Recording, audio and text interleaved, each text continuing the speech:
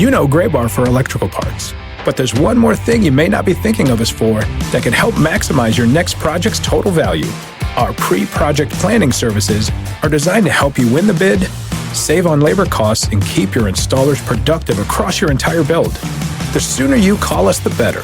Because when we're there from the beginning, we can anticipate your needs and help you solve problems before they become problems.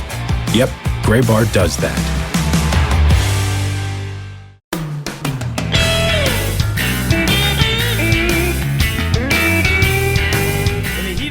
Postseason, it's time for the latest edition of the Show Before the Show podcast from MILB.com, episode number 177. Hello, everyone. I am Tyler Mon. Sam Dykstra is in New York City. Howdy, Sam. Howdy, Tyler. Is this what we're doing now? We're doing howdy? We're doing howdy this week. Is how we ease into the off season. We're switching things up. We're switching up the lingo for this week's episode of the podcast, episode 177, and we've wrapped up some more leagues. Last night, the Northwest League, a bizarre finish to a championship for the Eugene Emeralds, their second Northwest League title in 3 years. They get a victory courtesy of a walk-off balk in the bottom of the ninth inning. Congratulations to the M's who come away with the title there. Tri-City Valley Cats, a victory in the New York Penn League as I believe it was a 28-year-old manager beating a 25-year-old manager in the New York Penn League Championship Series with Tri-City and Hudson Valley. So congrats to the Valley Cats in that one. Who else? Who else have we crowned so far since last week? Those might be the only two finals. Well, technically not. The Carolina League has crowned a champion as well. That's what I was going to say. That's due to some weird extenuating circumstances with the hurricane looming on the East Coast. The Carolina League, which multiple times in seasons past has had to cancel its championship series and declare co-champions, instead sort of decided they were going to go like Super Bowl style, and they had one game to determine the league champions, and the Buies Creek Astros capture a victory in their final game as the Buies Creek Astros before they move to Fayetteville, North Carolina next year. So congratulations to Buies Creek as well. That was supposed to be a best-of-5 series and instead turned into a one-game winner-take-all in the Carolina League. Yeah, and speaking of leagues that normally are affected by weather, the Florida State League actually got to play out its whole playoffs. Yeah. And Fort Myers won that one. They won the series 3-1. That was another best of 5. Right. A lot of names you might recognize on that Fort Myers roster, led by Alex Kirilloff and number 1 overall pick Royce Lewis. So congrats to the Miracle for finishing off strong there as well. We're starting to wrap a lot of these up. Some of the bigger leagues, AA, AAA, those will be wrapped up by the time we talk to you guys next week. So continue to check back to the site. We have a playoffs landing page to break all that down, but we'll get a little bit more into what stood out to us so far here in the next segment. So crazy. So with that, we welcome you into this week's episode, really the last one of the 2018 minor league season. Not the last episode of 2018, but by next week, pretty much everything will be wrapped up. In fact, we got an email yesterday that next Wednesday we're going to have our off-season kickoff meeting to discuss our off-season content, which is insane to me. But thanks for tuning in and joining us as we preview the final few days of the 2018 postseason. Sam Dykstra, Tyler Mon, wherever you found us, thanks for joining us on this week's episode. You can catch us at MILB.com/podcast. We are elsewhere. We're on iTunes, Apple Podcasts, Google Play, Stitcher app, and all kinds of other things. And you can give us a rating and a review and a subscription. And you can get in touch with the show, podcast at MILB.com, with all of your questions, thoughts, comments, concerns, what have you. 3 strikes. We tackled the 3 biggest issues in minor league baseball, and strike 1, where we're getting started this week, the postseason in the heat of it right now, and we've had a lot of crazy storylines, a lot of good games, a lot of really, really impressive individual performances so far in the 2018 postseason. Sam, what is your favorite moment of the minor league playoffs so far this year? Well, I know we usually do this like call and response, and you ask me the question and I answer and I toss it back to you. But I'm going to toss it back to you first because you actually wrote the gamer of what I think is the most, or like the craziest game, maybe of the season. I don't know. We're starting to put together some of our Milby categories, and best game is always on there, and this game might be part of that. But Tyler, you wrote the gamer on this story that might be the craziest of the postseason, if not the full season so far. So what can you tell us about Lakewood's crazy comeback over the weekend. Yeah, game one of the South Atlantic League Championship Series, the Lakewood Blue Claws looked like they were in a world of hurt. They had really struggled against Lexington Legends pitching as Leica, the official dog of the Show Before the Show podcast, shakes to say hello to all of you. It was a 5-0 deficit for Lakewood going into the top of the ninth on the road at Lexington. Lakewood had gotten one hit in its first 6 innings against Jeffrey Del Rosario, the 24th ranked prospect in the Kansas City Royals system, against the next 2 pitchers out of that staff's bullpen, Janser Lara, number 27, and Daniel Duarte, who pitched the 7th and 8th respectively. Still nothing, just the one hit. They had been dominated on the mound, and then all of a sudden things went nuts in the 9th inning. Pinch hitter Josh Stephen got things open for the Blue Claws in that inning, had a leadoff single to center field. Jake Shiner followed with a single to right. And then the first of back-to-back-to-back home runs. Rodolfo Duran, Jalen Ortiz, and Nick Maton went out 3 straight blasts that turned that from a 5-0, what looked like a 5-0 shutout win for Lexington, maybe a one-hit shutout win for Lexington, into a 5-5 game in the 9th inning, and Lakewood ended up rallying to win. They played the go-ahead run in the 11th inning on a Madison Stokes RBI single to take game 1 of the South Atlantic League Championship Series. And what's kind of funny is this is the, I want to say, 3rd game already that I've written in which you kind of get the feeling during the interview. And last night, Scott Hennessy, the manager of the Tulsa Drillers, a AA affiliate of the Los Angeles Dodgers, who picked up a Texas League Finals opening victory over the San Antonio Missions, he outright said, I feel like we kind of stole this one. And I've had, I think, 3 or 4 game stories already so far in the playoffs where you sort of get that feeling in the interview of somebody being like, yeah, we're really happy to have this game. We probably shouldn't have had this game, which is kind of crazy. But what a comeback from the Blue Claws, who ended up getting game 1. And, we talk about it so often when it comes to the postseason that these short series, game 1 is pivotal. I mean, you talk, the cliche in all sports is that game 1 is crucial no matter what, even if it's a 7-game series. But in 3-game and 5-game series, if you drop game 1, you're not necessarily doomed, but you're almost doomed, especially in a 3-game series. Now, these are best of 5 in the championship series for the most part at the full season levels, but it's that one was nuts. And Lexington, I think shell-shocked would be a fairly easy description for that Lexington team, because that wasn't even really much of a game. It was a 5-0 game in which it wasn't like, oh, well, Lakewood had its opportunities, just didn't execute. Lakewood didn't even really have opportunities in that game, and Lexington did bounce back to even the series in game 2, but what a crazy one. That was nuts. So they're 1-1 after 2 games and headed back to Lakewood for games 3, 4, and if necessary, 5. But yeah, all kinds of fun in game 1. Yeah, and one thing we should point out, too, the fact that did go to extra innings. The extra innings rules that everybody talked about so much during the season don't apply to the playoffs. Right. So Tyler Which is talks something about, that we discussed at the beginning of the year. We figured would probably be the case, that it was not going to be something that would be on the books in the postseason, and that's where we are. So, yeah, important to note that. Right. So to say there was a walk-off single in the 11th isn't pointing out that they just drove in the guy who was at second base to automatically start the inning. That was a fully team manufactured run. Nothing trying to cut back innings and all that kind of stuff here in the postseason. Pure baseball, as many innings as they'll allow after 9. My pick actually happened for that same team, that same Lakewood team, in game 2 of the semis. Lakewood swept Kannapolis in 2 games, it was a best of 3, so they swept in 2 games of the South Atlantic League semifinals. But if a playoff no-hitter were to happen in the major leagues, we would never stop talking about it. Roy Halladay, Don Larson, Madison Bumgarner being as good as he has been. If you dominate for 9 innings, you are going to be the stuff of legends. Pardon the pun. This is a Lakewood Blue Claw, not a Lexington legend.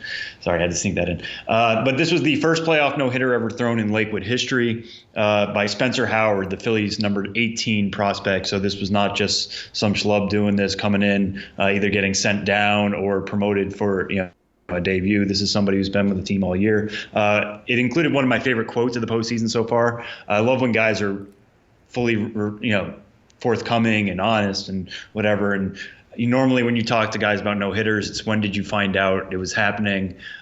Spencer Howard said, anybody who says that, and then I'll put in my own quotes here, or parentheses, they don't know a no-hitter is going on is a complete liar. I think the first time I realized it was going out in the 7th, I was like, wow, just let them put the ball in play. So he knew what was going on. I mean, it's a playoff atmosphere. You realize you haven't given up any hits. There's a little extra pressure there. Wasn't do or die by any means for Lakewood. If they had lost, it would have gone to a game 3. Not a huge deal. But he threw 103 pitches over his 9 innings, only 1 walk, 9 strikeouts, completely dominant throughout. This is a guy who had a very solid South Atlantic League season, 3.78 ERA, 147 strikeouts. His fastball and his slider both get above average grades, but he has been knocked for his control in the past, especially in the pros. So to see him do that last Friday, not only throw a no-hitter, keep them off balance, but do so by only walking 1 batter, coming very close to an actual perfect game, speaking of Don Larson, was really, really neat. So that was cool to follow. We'll be, I'm sure, talking about that again when awards time comes to the site later this offseason. And just to go back, because this just happened, it's still fresh in my mind, but still really, really cool. The idea of a balk-off, how do we feel about that? Is that is that a big, like Eugene, by all means, should have celebrated. You won a championship. What was really funny was they had the lowest record in the Northwest League this year, but they got the wild card with a 17-21 record in the second half. They called themselves the Bad News M's just because they really, you said stealing one, they really had no right to be there in the playoffs. Just the way things worked out. Minor league baseball postseason is weird. Right, it is weird. And then to walk off with a balk against Spokane, it's just so, and like they went wild, they went crazy, whatever.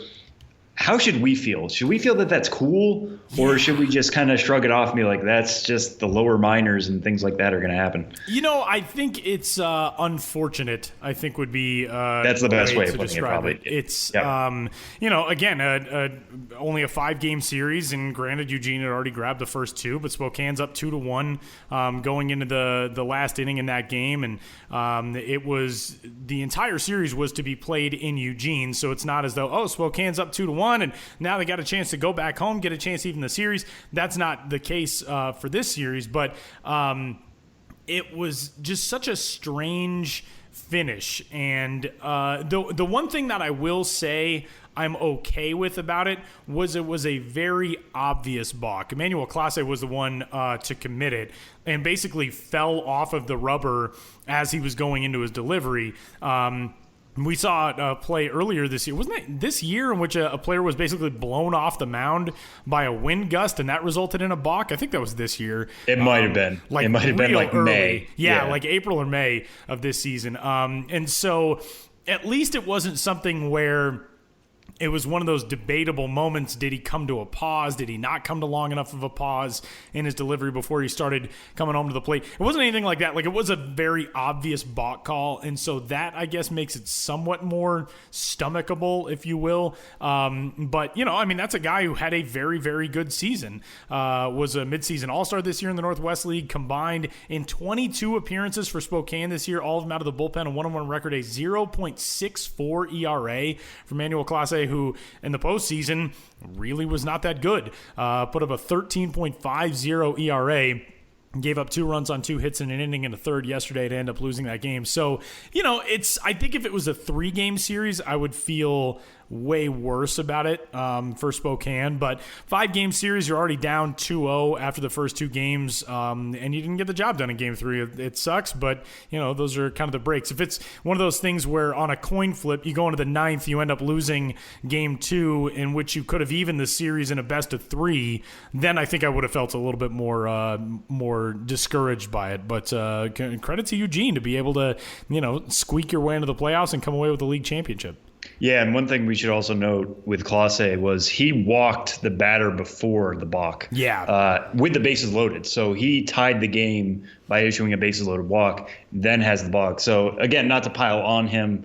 It's just unfortunate he did so many things well this year in the Northwest League. To end on that note is rough. But Is it going to be something that he's going to really, really worry about going into the offseason? I don't think so. I can't imagine he's going to be practicing his delivery to make sure a random balk doesn't happen. Yeah. In the same way as like if he threw a fastball middle for a series-ending grand slam, then you're just like, okay, I need to work on my command. Yeah. This is just a freak thing. And that's the minor leagues. Freak things happen. So many games happening all at once. Something weird's bound to happen, whether it's a playoff no-hitter or a playoff walk-off or a crazy ninth-inning comeback. So another week of this for sure, and I'm sure we'll be talking about some more crazy performances next week. That bottom of the ninth inning for Eugene, single, fly out, single, ground into a force play that put runners at the corners, stolen base, hit by pitch, bases loaded walk, balk to win it for Eugene.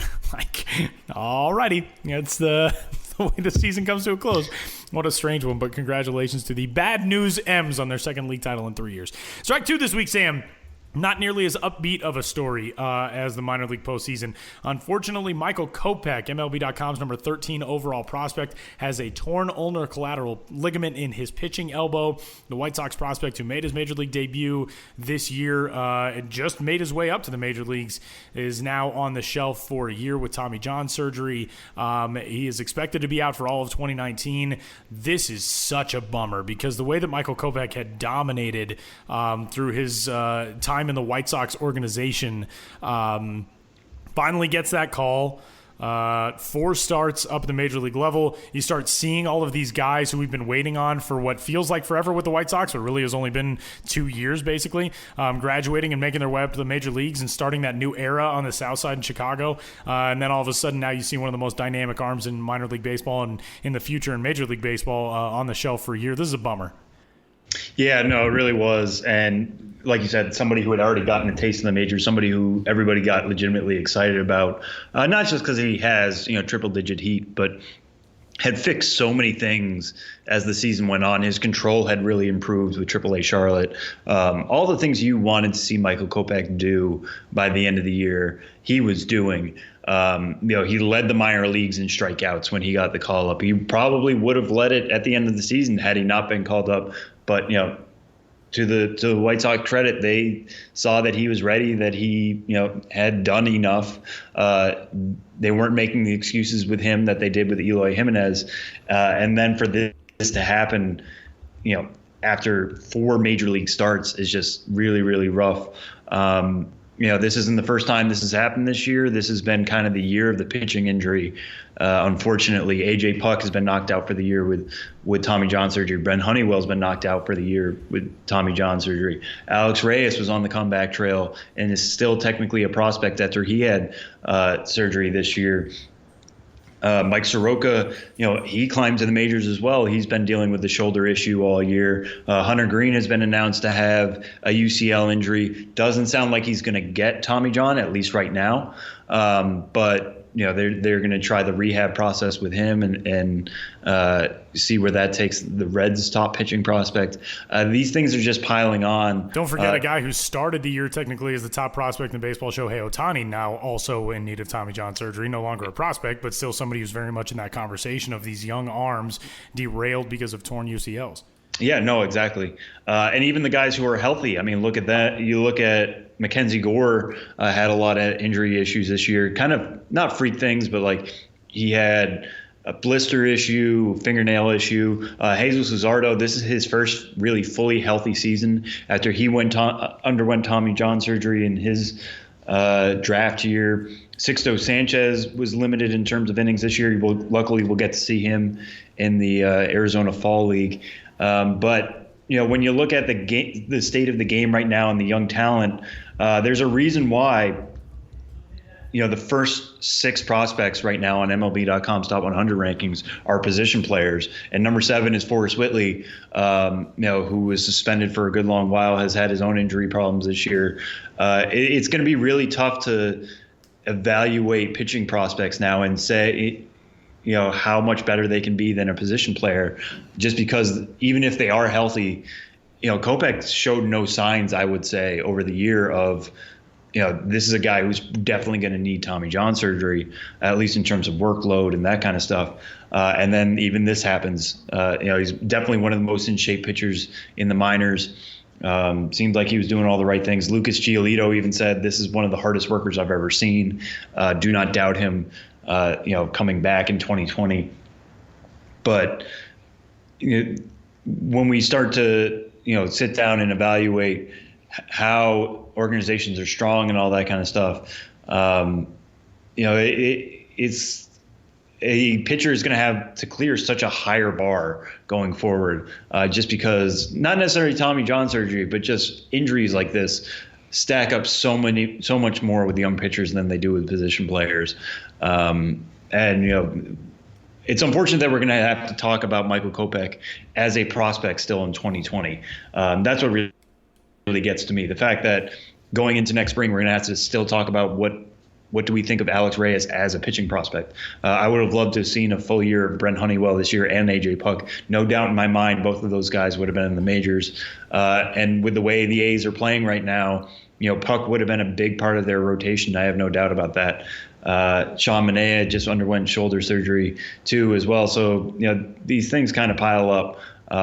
It's unfortunate, but, best of luck to Michael Kopech going forward in his recovery. If he undergoes surgery, last we heard he was going to undergo a second opinion. Don't doubt him for that, or don't blame him for doing that. Obviously, if you can avoid elbow surgery, you want to do that. But by all means, we're probably going to have to still talk about it as prospects, a year and a half from now. And what's kind of weird, too, I think so often you have this conception in your head of Tommy John surgery. A guy throws a pitch and feels something in his elbow and walks off the mound, and that's that. Michael Kopech told MLB.com, quote, "If you're looking for a specific pitch or day, I couldn't tell you. It's been gradual. I just thought it was a little bit of discomfort. I thought it was something I could throw through. I just kind of assumed after every start it was soreness, and then some starts I thought it might be a little more sore than others. I just didn't ever put it in the category of pain. I put it in the category of soreness. I wouldn't be able to pinpoint a time." So it's something that happened over a stretch of time for Michael Kopech, and really unfortunate, but hopefully we get to see him back on a mound sooner and healthier rather than later. So we wish him all the best. Strike three this week, Sam. The offseason is here for the vast majority of minor league baseball teams, and for athletes as well, getting in the offseason. Dudes do some interesting things over the offseason. Who has the most interesting offseason ahead in your mind for 2018 and 2019? Yeah. So the reason I bring this up is because I did last Friday's tool shed on Nate Pearson in the Blue Jay system.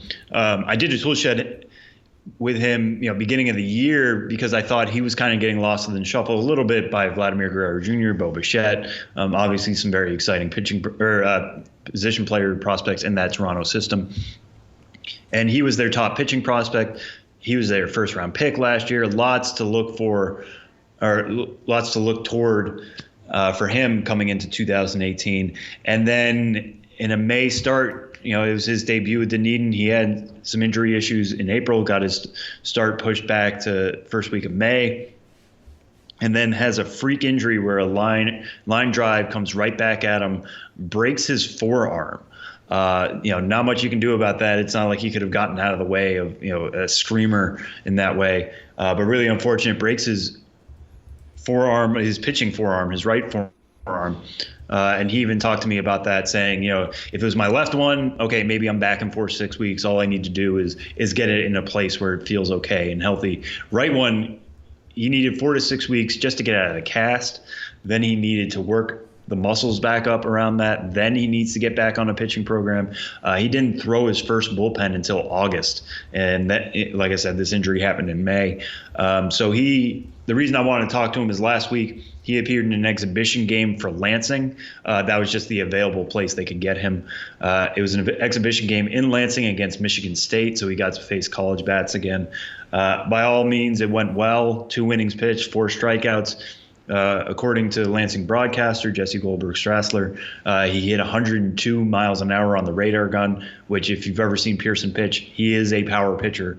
That's what he relies on. He also has a pretty good slider that is going to allow him to get a lot of whiffs. He's going to Instructs, so his offseason is already kind of beginning. And then the Blue Jays are going to decide what to do with him after that. Definitely seems like winter ball is an option. He explicitly said he wants to go to the fall league. That's obviously an option that's open to him. Just because the Blue Jays have announced who's going there, late roster additions happen all the time. But they want to see him be healthy first through instructs. They want to see what his stuff is like before throwing him into a league that is going to have a lot of top 100 prospects. And for a guy who only has one start at a full season level, not including that exhibition game, you want to make sure he's fully ready to go before you throw him in with the Sharks in the AFL. So it, by all means, and this is the way I started the piece and the way I ended the piece actually, was that it feels like his season is beginning now. He's going to throw in instructs. That's basically like spring training for him. Wherever he goes in winter ball, whether it's the AFL, whether it's somewhere like Puerto Rico, Dominican Republic, or Mexico, that's when his season really begins. That's when he can really start to throw the innings that he did not get this summer. And obviously there's a lot of big names to follow in the AFL. We've touched on that in previous episodes. But for somebody to A, needs to show that they're healthy, and B, needs to show that their stuff has come back fully and that he's not just a triple digit thrower. There's a lot on the line here coming up in the next couple of weeks for Nate Pearson, and I'll be following that story closely. I'd say anybody you're looking for, whether it's the AFL, whether it's winter ball, or just getting back on track this offseason, Tyler? I just get excited for the AFL because I feel like we have those stories every year where there are guys who you're not necessarily looking at as prospects. I remember Jared Miller a couple of years ago with the D-backs organization, who was definitely a prospect, but I don't know, was somebody who had really put himself right at the front of the line as far as relief pitching talent went and had an elite campaign in the AFL, and is somebody whose name you got to know there. And that is always the coolest thing about the Arizona Fall League to me, guys who go down and just put themselves up against the best of the best of minor league baseball and show, yeah, you got to take me seriously too. That's always the coolest thing about the offseason to me. I get excited about that with the AFL. No, that's perfectly fair. And we'll be doing our usual AFL draft just to tease that every year. That's one of my favorite episodes every year, so we'll do something like that, either going into the AFL or in the middle of the AFL, just to prove, just because the season's over, just because next week, the postseason's coming to an end, there's lots of baseball still to talk about and lots of baseball to actually be played. It's not just talking about it and talking about what do guys need to do. There's still a game going on somewhere almost right up until, Christmas and going into spring training even. Yeah, it's as we say, year after year, baseball never stops. If you ever want to find it, you can find it. And we got off-season ball starting in just a matter of weeks, which is insane. I guess you can't really call it off-season ball if it's an actual season that's starting. But, winter ball, shall we say, unless you're in Australia and then it's the summer. Whatever, neither here nor there. That's 3 strikes for this week's edition of the Show Before the Show podcast, episode 177. Coming up, we're going to head to the Houston Astros organization and a brand new league champion, Seth Beer, with the Buies Creek Astros, who walked off with a championship in the one-game Carolina League Championship Series, taking away the Mills Cup last night in a victory, the final game in Buies Creek for the Astros affiliate. Seth Beer joins the show next.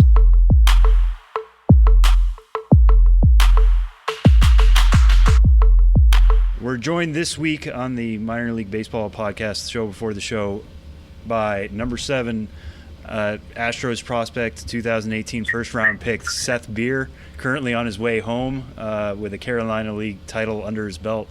Seth, thanks so much for joining us, and how are you doing? How's the travel back to Georgia going so far? It's going good.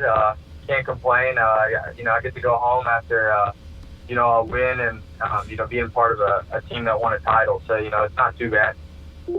Yeah, and as our listeners know, that we just explained this in the last segment, the Carolina League Finals, the Mills Cup Finals, got shortened from a best-of-5 series to a best-of-1 series yesterday. Your Buies Creek team going up against Potomac. Winner takes all. You guys won the title.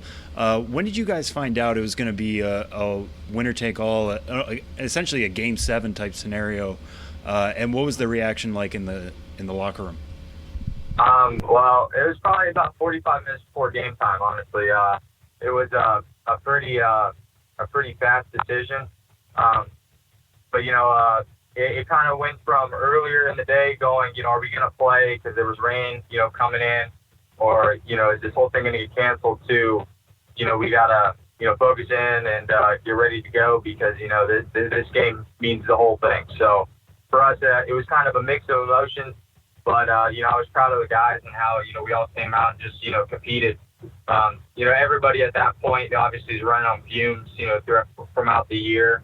And it was just it was pretty cool to just celebrate with the team, and just a long season, and to end on a win is always a good note. Yeah, for sure. And you speak of a long season. Obviously, it's a very long season for you. You played this spring at Clemson. You get drafted. You get moved to 3 different levels. What did yesterday's win mean for you personally, something to carry here into your first offseason? I think it means a lot. It means a lot to me to be a part of an organization that has had success and, is driven by getting their players better. And we're not necessarily trying to win, but we're trying to compete and teach and stuff. And the result of our players learning throughout the system comes with wins. And that's kind of what I got with the vibes of, how they run the minor league farm system throughout each level in the Astros organization. It's all about development.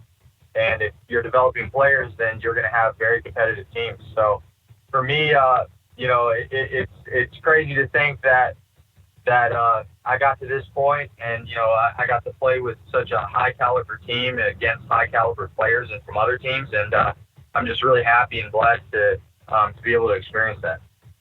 Yeah, and it's interesting you note that the Astros don't necessarily try to help you guys or try to make you guys win, make that the clear thing. It's all about development, and I'm sure that's true of many organizations. But this year is kind of a unique one for the Astros in that all 5 of their affiliates, 3 of which you played for, like you said, Tri-City, Quad Cities, now Buies Creek, all made their respective postseasons.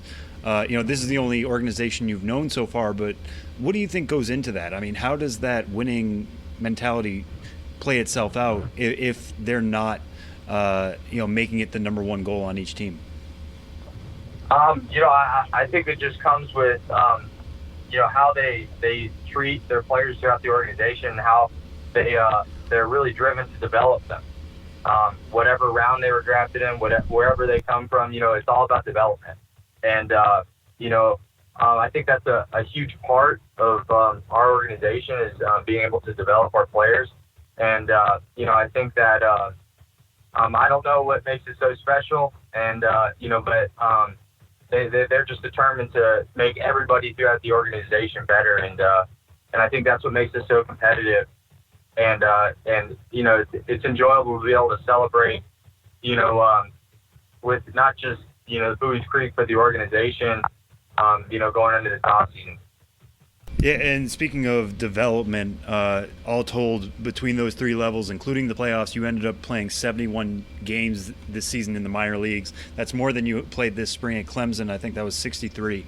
How do you feel like you developed as a professional hitter now, beginning from when you signed or when you got drafted in June to where you are as a hitter, as a baseball player, as a prospect now going into this offseason? I think for me this was a learning experience, and that's what the assistant GM told me, in Houston, and that's what all of the coaches and my managers throughout the 3 levels have said is that your first half season, I guess you'd say, after you've been drafted, is all about learning and just soaking in everything, getting your feet wet with how minor league baseball works and professional baseball, for that matter, and.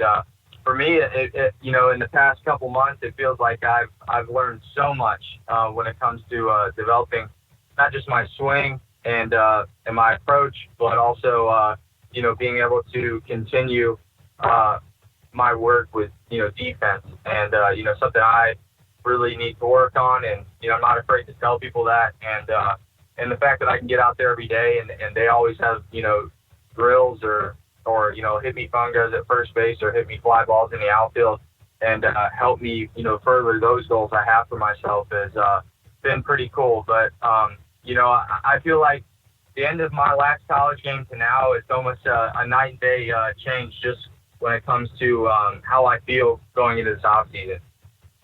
Yeah, and I want to touch on that defense aspect in a second, but in terms of, just I guess the whole thing again, whether it was hitting, whether it was fielding or base running, anything, what was the most eye-opening moment this season that really, I guess, opened your eyes to, okay, this is the pro game now, I'm not in the NCAA anymore, this is going to be a different beast? When did that eye-opening moment come for you, if it did at all?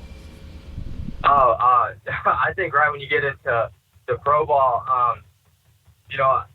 every arm that they run out there, when you're going up to bat, they're there for a reason. They were drafted or they were signed for a reason. And I think that's the cool thing. That's what you want to do. You want to compete against the best. And, I think probably the eye-opening moment is when I got to high A and, everybody they're running out there, the pitch is throwing, 94, 95 or harder. And if they throw 90, 92, then they're spotting up their pitches. They know exactly what they're doing. And I think that was the experience that you need to learn, though, is, the higher you get, the better these players are. And sometimes they're going to get you out. Sometimes it's not your fault. Sometimes you just got to tip your cap. And, because they did their job, just like you're trying to do yours. And I think that's the understanding of how to compete, when things aren't going your way. I think is one of those things you have to learn. And, I think that was, one of those things I had to learn. Yeah, and outside of that, how do you feel like you needed to adjust afterwards, or how do you feel like your preparation this winter is going to adjust accordingly to be able to catch up to those 94, 95 mile an hour fastballs on any given night? Because finishing out the year at Buies Creek, Buies or Fayetteville or Corpus Christi is certainly within your reach to begin next year. You're going to see more of that velocity. How did that little taste of high A affect your preparation or your approach at the plate? I think it for the most part cleaned it up. It taught me I need to basically stick to the basics and stay within my zone. And guys are gonna throw balls on the corners of the plate. Every once in a while you might get a miss where you get something over the heart of the plate, but you have to still be patient, and that's something that is going to be a big key for me going to this off season, is to be able to make sure when pitchers miss their spot that you have to be able to execute, and because they don't miss often, not in these levels. So for me, that's something I'm gonna work on, is just continually clean my swing up to the point where I can be consistent, and that's what I'm looking for, and that's what I'm looking to do this offseason. Gotcha. So I feel like we should explain to people who don't have their stats right in front of them. It was a very solid first season for you. You hit 304, 12 homers in 67 games across 3 levels, like we talked about. Moving on to that defense aspect, though, that was one of the question marks about you coming into the draft, is where were you going to play long term? The Astros played you both corner outfield spots and first base. What have they told you about your future defensive home, and how much do you plan to keep moving, or is that just part of your kind of profile now, is that you're going to be a first baseman / corner outfielder as a pro? That's kind of been the talk that it's going to be corner outfield and first base. So for me, getting the chance to go down to instructs and be able to work on those 3 positions. I just want to do whatever I can for the organization to be able to be a little bit versatile when it comes to positioning. And, it's something I need to work on is going out there every day and working on all 3 of those positions to just be able to have the ability to move around if need be. So for me, the corner outfields and first base is I think where it's going to be. Gotcha. And so let's get into your college career a little bit. What made you into a first round pick? You came on the scene in 2016 with Clemson and had one of the best freshman seasons in recent memory. You were a 3-time All-American. I think you were only the second Clemson player ever to be an All-American 3 times. As a freshman, you hit 369 with 18 homers that first year. At what point did it feel like this was going to be, kind of special for you, that not only that first season, but the second season, third season, that you were going to take to college especially well? For me, it was just trying to adapt as quick as I can. And, coming into the year, my freshman year, I graduated high school early and enrolled in college. So, I needed to get as prepared and ready as I could because I knew the challenge that was ahead for me. So for me, I almost over prepared. And when it came to that, getting into the best shape I could get into, and seeing a live arm. Thankfully, I played on such a good travel team throughout high school that I was good arms on a daily basis. But for me, it was just having to try to adapt as quick as I could.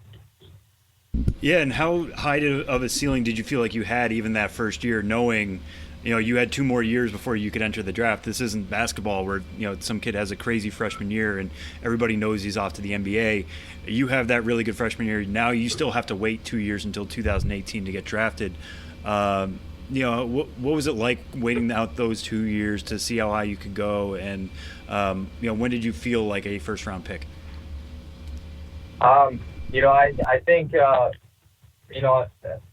think you always have to think that. I think if you ask any guy that goes high, you have to, even if it's not true, you gotta believe that that you can be drafted there. And for me, that was something internally I thought every day. That when I got up in the morning and I went to go train, or I went home for the winter break, and I got up at 8 o'clock in the morning and drove 45 minutes away to go train at this place that I worked out at.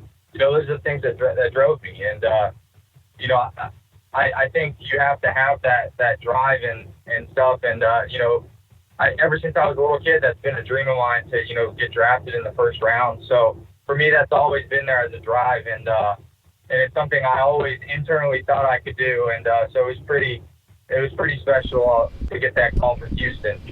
Yeah, and you mentioned the decision you made to graduate a semester early from high school, enroll in college, and that took you out of the draft process. Essentially, players who especially hit the ground running like you did, but who eventually become first-round picks, at least they get some sniffs in the draft coming out of high school. What went into that decision to immediately move to Clemson to start your college career a little early and kind of bypass the draft completely? For me, when I went to Clemson and I visited, I said, this is where I want to go. This is where I want to play. I kind of always wanted to play, at Clemson, when I committed. And for me, I felt like it was another stepping stone I needed to take to be successful in my ultimate goal of making the big league, a big league team someday. So for me, I felt like, it would prepare me better than if I was to go out of high school. And everybody's different. And but for me personally, I felt like that was the path I needed to take to get to my ultimate goal of one day hopefully playing in the big leagues. Yeah, so what do you feel like you got out of the Clemson experience that you wouldn't have had you been playing at Class A Advanced, or even short season ball in the pros between 2016 and this last spring? I think it taught me a lot. It taught me, how to grow up and become a man and live on my own, and balance school and baseball. It's a very difficult thing. I always, anytime I meet an athlete, from any type of college, there's a certain respect I have for him because, I know how hard that is to balance, both, academics and also your sport. So I think, that makes you mature. And, that was something I wanted to do, is mature. And then also, after my freshman year, is how to deal with expectations, how to deal with failure. Things like that, I feel like prepared me a lot better when it came to pro ball. And when it comes to expectations and, learning how to deal with failure on a little bit smaller scale, with college. And I feel like that helped me transfer to professional baseball a little bit smoother. Yeah, and speaking of dealing with a little bit of adversity, you got a chance to play for the collegiate national team with Team USA. Maybe didn't go as well as you may have hoped. 19 games played, only 1 homer. You hit .232. What did that experience do for you? You're playing with a wood bat, I think, at that point. It's a slightly different environment. You're around different guys, but what did that do, and how did that prepare you for pro ball? I think the biggest thing is I think it was just the experience of being able to, wear the nation's colors on your chest. I think that alone, honestly, was like one of the most special things about that. And for me, it was another experience where, you're playing with the best of the best on your team. And you're playing with, top players across the country, all there for the same reason. And I think that, it teaches you, how to be a little bit more competitive when it comes to, what your goals are. And there was a certain drive after that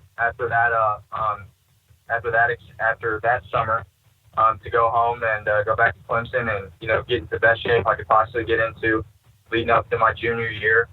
And I just think, anytime you get the chance to, talk to and, get views on, certain things that make guys tick, that make them successful, I always think that that's something that I want to use to my advantage. And, guys, bounce, stuff off each other all the time. And I think that's a pretty cool way to do it. Yeah, and coming off that experience and like we said, a very strong spring this past year as a junior, and add in the defensive questions and all of that, it was a question mark for you where you were going to end up in the draft. Everybody thought you were a potential first-round talent, but could go anywhere. You eventually go number 28 to the Astros. What was that draft night experience like for you as somebody who could have gone almost anywhere that first night? It's stressful, obviously. I was thankful. I think the coolest part about that day was we came off a pretty tough loss against a very talented Vanderbilt team.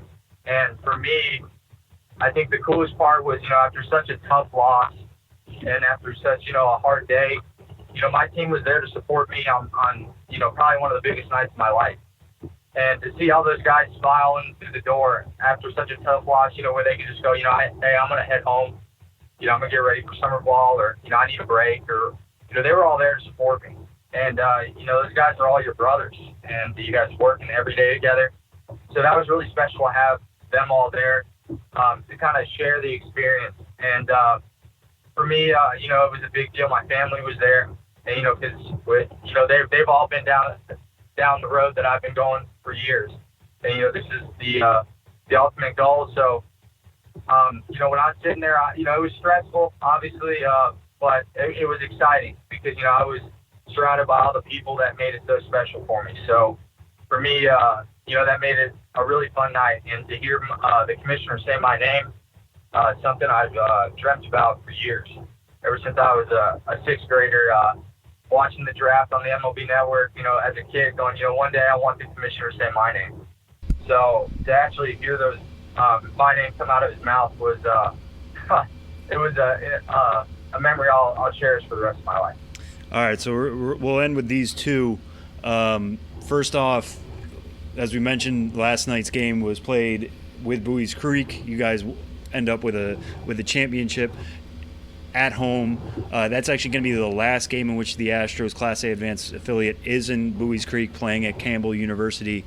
What was that experience like at Buies Creek, playing in a college stadium again for you? You think you're going to the pros, you're playing in a college park. What was just the Buies Creek experience like? It was a different experience. It was something I think, in my opinion, prepares you for the future. Our locker room was a little farther from the field, and we had to learn to adapt. And I think that's what minor league ball is all about. And I'm very thankful that Campbell gave us the opportunity to come to their field and let us use it, especially right now during this time of the year, where I know from college that guys are trying to get ready with fall ball and all that stuff. So it was pretty cool that and especially that they were pretty opening when it came to letting us compete there. And I think it was a cool, fun experience, and to be able to have a home that that we were open, that they were open to us to let us use. And for me, that's something that's pretty special, and that it's a lot of credit to Campbell for letting us to be able to play there and compete there. All right, so we'll end on this. I'm sure people listening at home are probably yelling into their devices, wishing me to ask this question, and I'm sure you've been asked it before, but now that you're no longer an amateur, you're officially a pro player, you can get endorsements up the wazoo.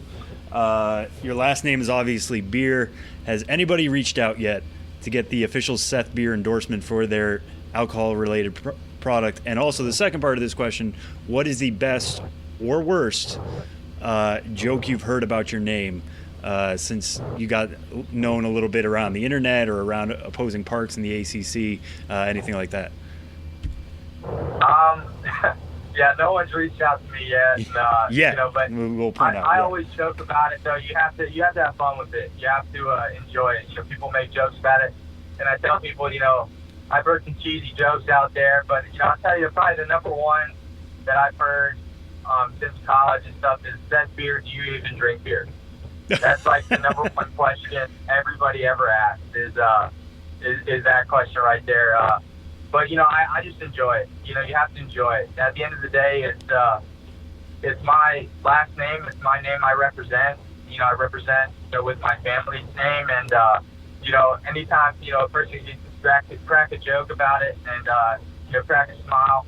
You know, you just gotta have fun with it, because you know, at the end of the day, you know, that's just my name, and you know, thankfully it's easy enough to remember. So that's what I like about it. Yeah, I was gonna say, if they remember your name, that's half the battle, right? Well, yeah. Well, thanks so much for joining us, Seth. Best of luck on the trip back home to Georgia. Best of luck this off season. Stay dry as best you can, and thanks so much for joining us. Of course. Thank you for having me.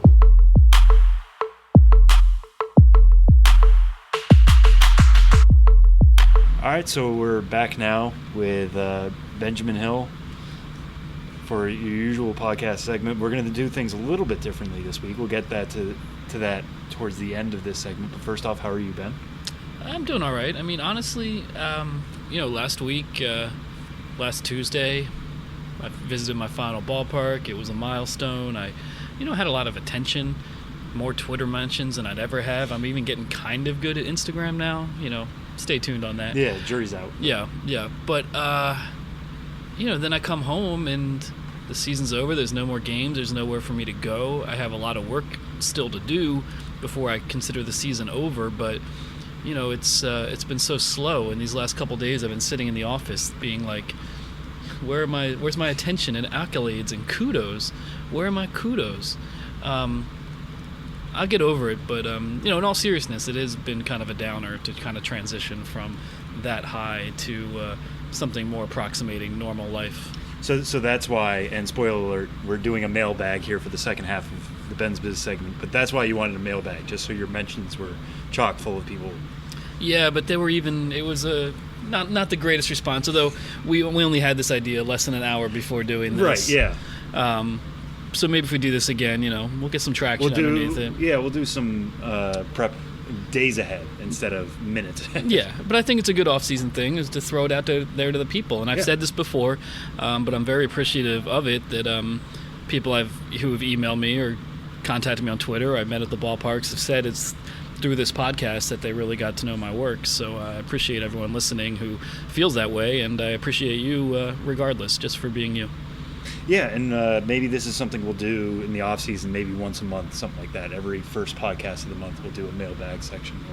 Or if anybody has any idea for segments they'd like to hear the off season, whether it's Ben's Biz, Three Strikes, certain interviews, whatever, feel to reach out ahead of time.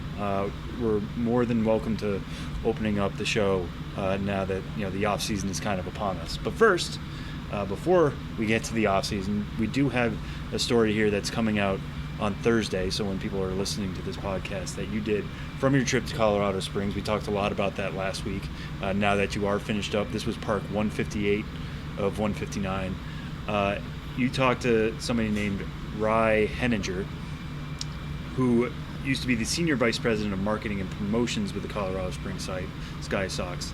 About 12 years ago, or 11 years ago, I guess, something big happened to Rye, and then you got to speak to him about it afterwards. Kind of take us through this story. Yeah, well, when I was in Colorado Springs, it was the last 2 games of Colorado Springs Sky Sox history, and I had an article that appeared this Monday, more of an overview of all that and talking to a lot of people, and Rye was one of them, who I quote in the story because his time with the franchise goes back to the previous incarnation of the franchise when they played in Hawaii. The Hawaii Islanders are the team that moved to Colorado Springs in 1988. Yep. So I talked to Rye, put some of his quotes in the story I did on Monday, but then I kind of spun off my interview with him to a whole new story because his story, if you work in minor league baseball, you probably have heard it before, but he was a licensed, I forget the term he used, Pyrotechnician. Licensed pyrotechnician. There were fireworks at every single ball game, in the national anthem, Sky Sox home runs kind of way, in addition to the sporadically scheduled fireworks shows. But they had fireworks every game, and so he was a licensed pyrotechnician, did fireworks for every single game, did it who knows how many thousands of times over almost 1,000 games, and then one day in 2007, due to a mishap caused by an electrical contractor, a firework blew up in his face, caused horrible brain damage, a lot of injuries all over his body, certain things he'll never recover from, and a very tragic and scary story. I mean, he was very close to death in the wake of this, but then there he was in the year 2018. He had to go on disability after the accident, but there he was in 2018 at the Sky Sox's last game. I kind of ran into him throughout the game. At least, I would see him on the concourse, and he was just talking and he knows so many people.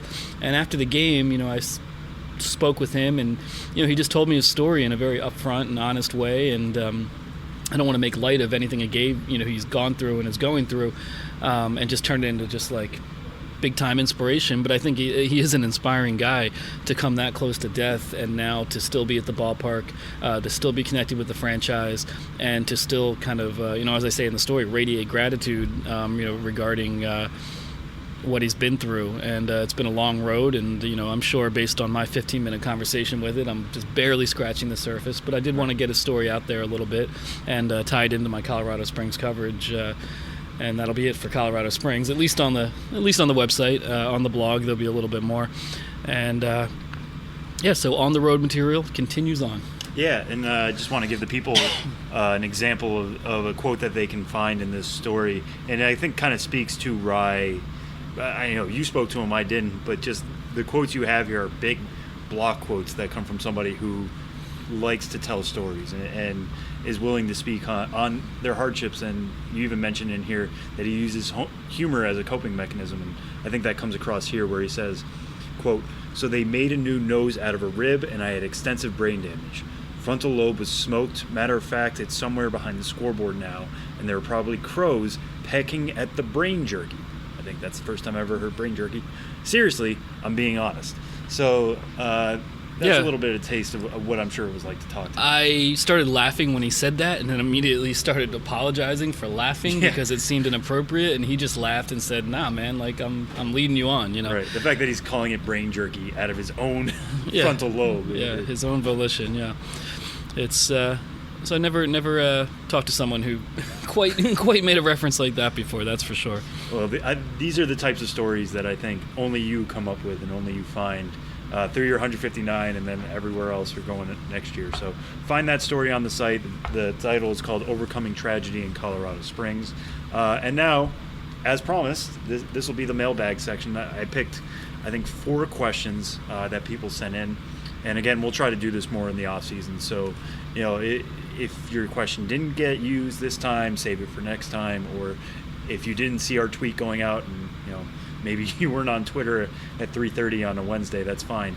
No, it's not fine. Stay on Twitter. Yeah. Save it for next time. We'll try to put out the call a little bit earlier next month maybe. But the first one comes from 90 Feet to Home. That's 90FT,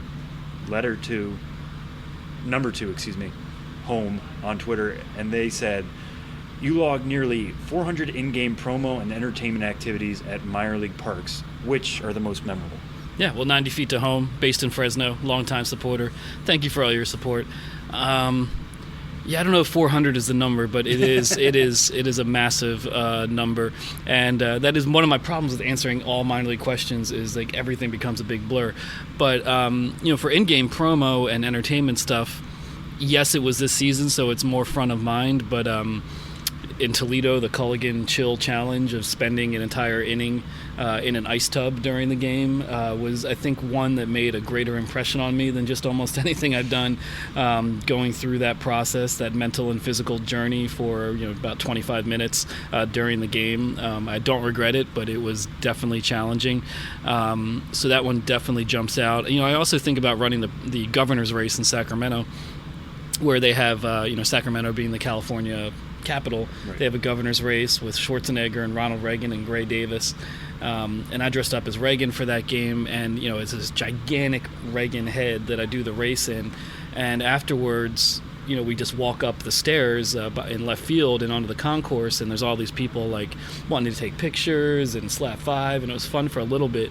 But I started to have like a legitimate panic attack in this head, and started to feel like I might pass out, and then I started to wonder how much was mental that I was thinking I was going to pass out, and how much was physical, and I've done those sort of races very sparingly since in my old age, because I am afraid of just yanking off a giant head and traumatizing children everywhere. And let's be honest, I need to get in better shape. So off-season goals. There we go. All right. So question 2 comes from @thatbaseballguy. This one's a little bit more specific, but either it's going to help this person or somebody else out there.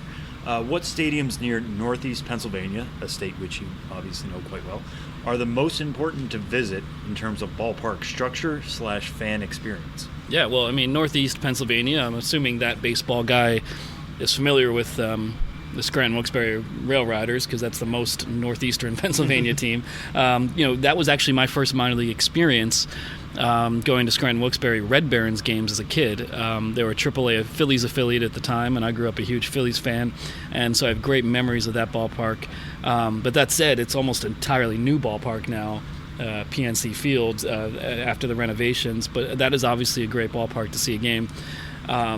And one that holds childhood memories for me.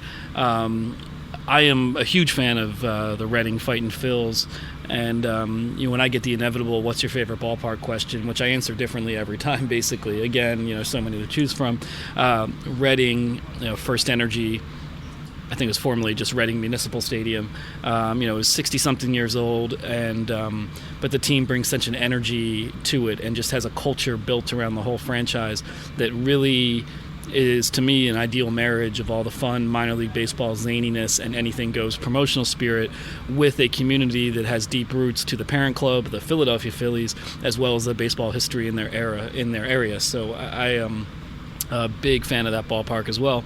And then, of course, if you're in Reading, it's not a very long drive to one rung up the Phillies ladder and see the Lehigh Valley Iron Pigs in a much larger, newer ballpark. But again, a team that is always making headlines for promotions, tons of food options, and you can't really go wrong jumping from Phillies AA to AAA and seeing those two, no matter what your rooting interests are. And I just want to open up this question a little bit and not just do Northeast Pennsylvania, although those are all great options. But one thing that stood out to me in terms of this question was it says, in terms of ballpark structure, which, when we talk so much about architecture now, we talk about open concourse and all that kind of stuff. What is the most unique structure you feel like for a ballpark that you've seen? Wow, that's an interesting question. Interesting, just the literal structure of the ballpark. With newer ballparks, I think El Paso did a great job with some of that, with some of the buildings in the outfield that stand alone as elevated group areas with offering views of the Franklin Mountains beyond the ballpark. And if you're on the other side of the ballpark, you can see Mexico. I thought there was really interesting architecture in that ballpark. And then, just sometimes on the very low level of minor league baseball, you just see interesting structures almost in the sense of a lack of a structure, and that the facilities are so small. And somewhere like Bristol, I often go back to Bristol in my thoughts because it's one of the most down home environments you'll find. It's essentially like an American Legion field with almost all bleacher seating, and people who just bring their lawn chairs and set them up on the grass behind home plate and down the third baseline. And so, there is somewhat of a structure for the facility, but it's more like a field with just the requisite amount of seating around it to qualify as a minor league ballpark, and I love that sort of thing as well. All right, and this one is probably one that comes up a lot, but I don't know if we've ever talked about it for you personally. This one comes from @theKenChilds. Of the foods you couldn't have at all the minor league ballparks, and you can't have gluten, obviously because celiac disease. Right.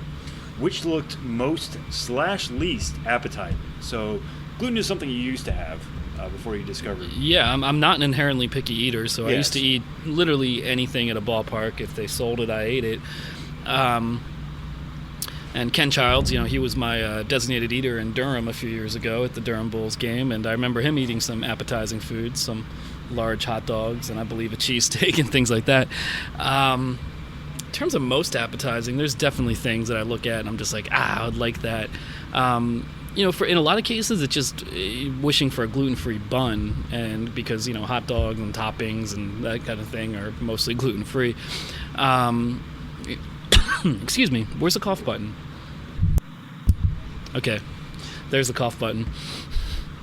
And I do go back to El Paso a little bit. They had those Juarez street dogs that were just these, Mexican street vendor style hot dogs wrapped in bacon.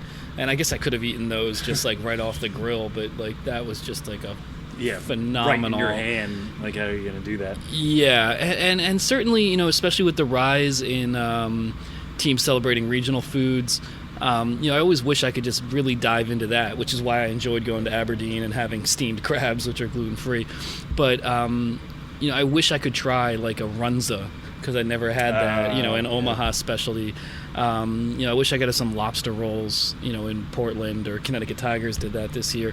That sort of thing. It's often missing out on the regional things. I miss them most because I feel food items are very tied into a sense of place, and then to not be able to experience that myself, I always feel a little bit on the outside looking in. You also said least appetizing. And you know what? I've had Rocky Mountain oysters before, which are deep fried cattle testicles, and they're not awful, but they're not gluten free either. But in Colorado Springs last week, they debuted a Rocky Mountain oyster burger because when they go to the Pioneer League next year, Rocky Mountain Oysters is actually one of their potential team names. So I'm not going to go with an easy answer and be like, ooh, that's disgusting. But at the same time, I wasn't looking at a burger topped with Rocky Mountain oysters and being like, I wish I could eat. Missed on that. Yeah, I wish I could do it. So. That one kind of does stand out a little bit as least appetizing. And beyond that, ballpark food is ballpark food. There's very little that's totally unappetizing.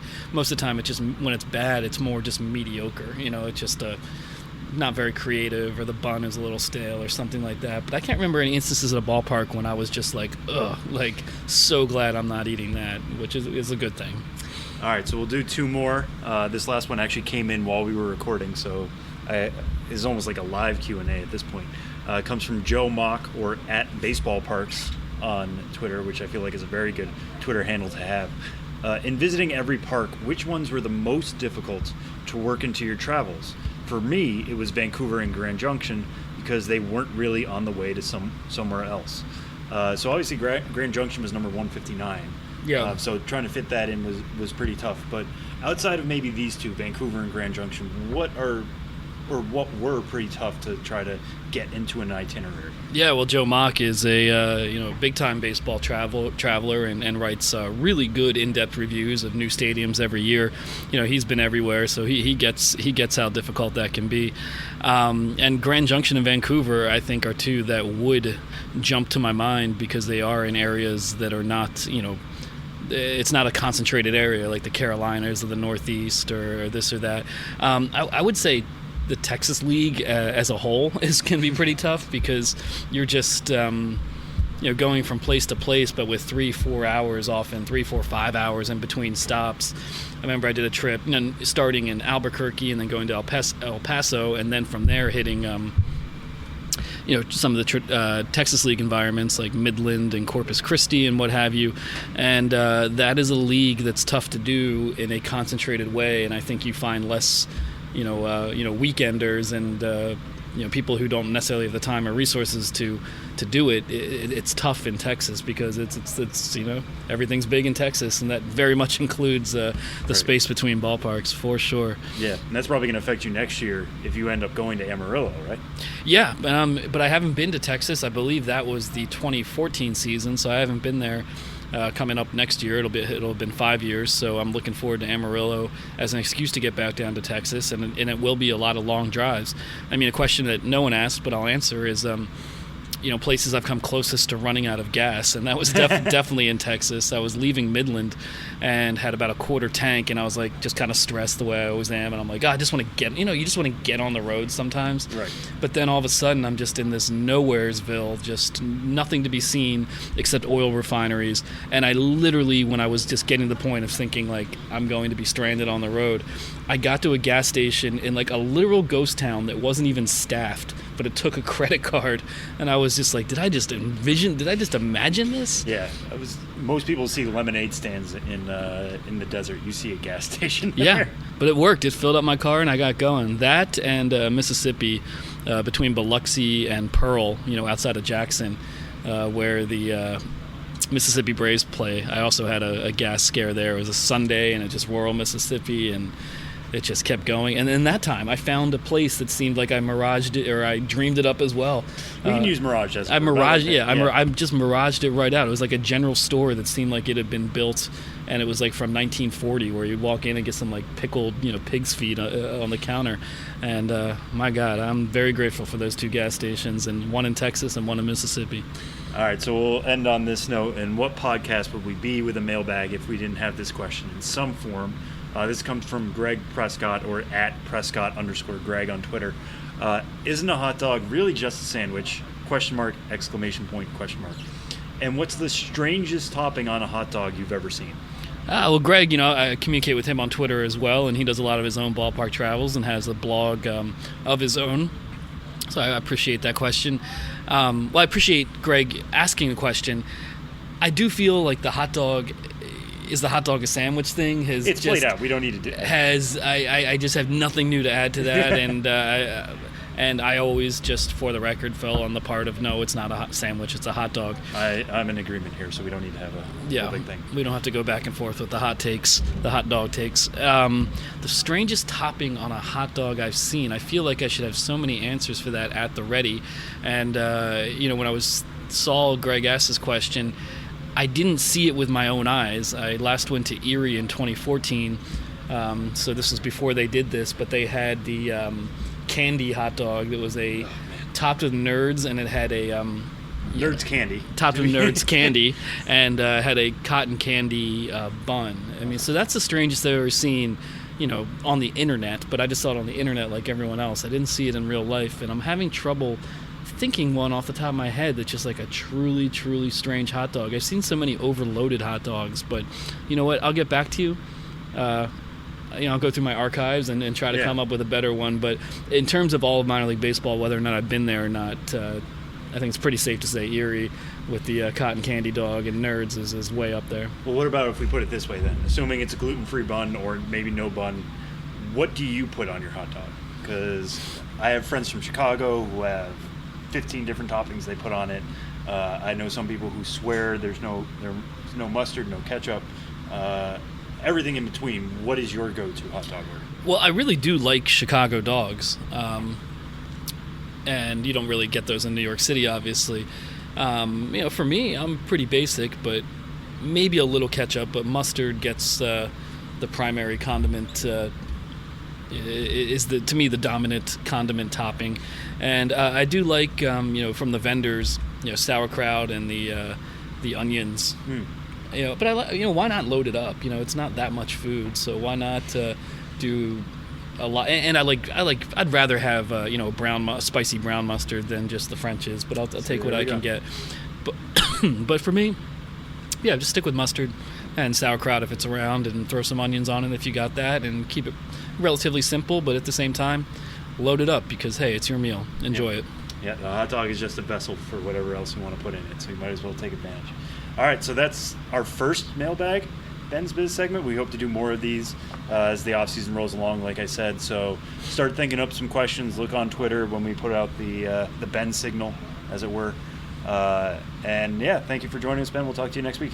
Hey, thank you, Sam, and please get in touch with me on Twitter at BensBiz. Send me an email, benjamin.hill@mlb.com. As I said, I'm kind of struggling in the wake of my travels ending and need all the attention I can get, so I just don't feel lonely and irrelevant now that I'm back home. Thanks a lot. And Sam, you're sitting to my right.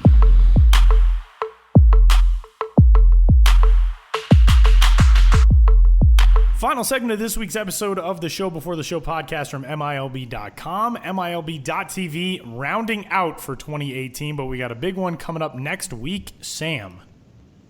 Yeah, so literally the last game on the minor league calendar every year is the AAA Baseball National Championship. This year will be held in Columbus, Ohio.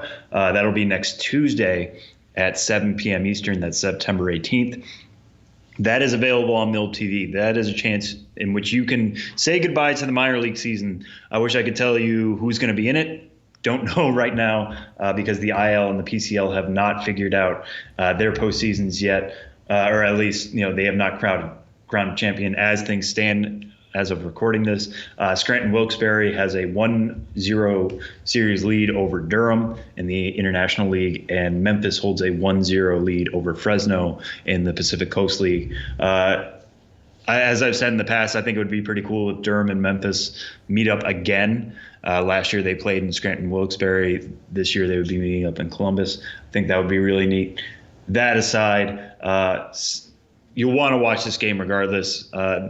Teams really do take it seriously. It is a glorified exhibition on one sense. Everybody who shows up already feels like a champion. It's not necessarily like the World Series where it's like, yeah, you're the National League champion, but you have to beat the AL team for it to really count.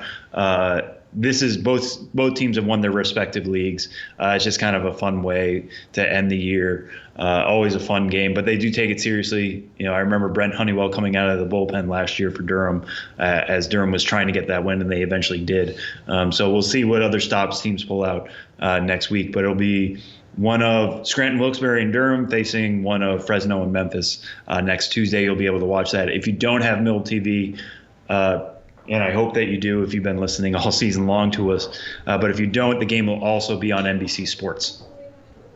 So there. You can tune in wherever you get that, and at MILB.TV for the final game of the Minor League Baseball 2018 season, as insane as that is. And that'll do it for this week's episode of the Show Before the Show podcast. We will be back to wrap up the postseason and get you set for a look ahead at the Arizona Fall League 2018 offseason. And can't believe we're already there, but we are. He's Sam Dykstra. I'm Tyler Mom. We'll talk to you then.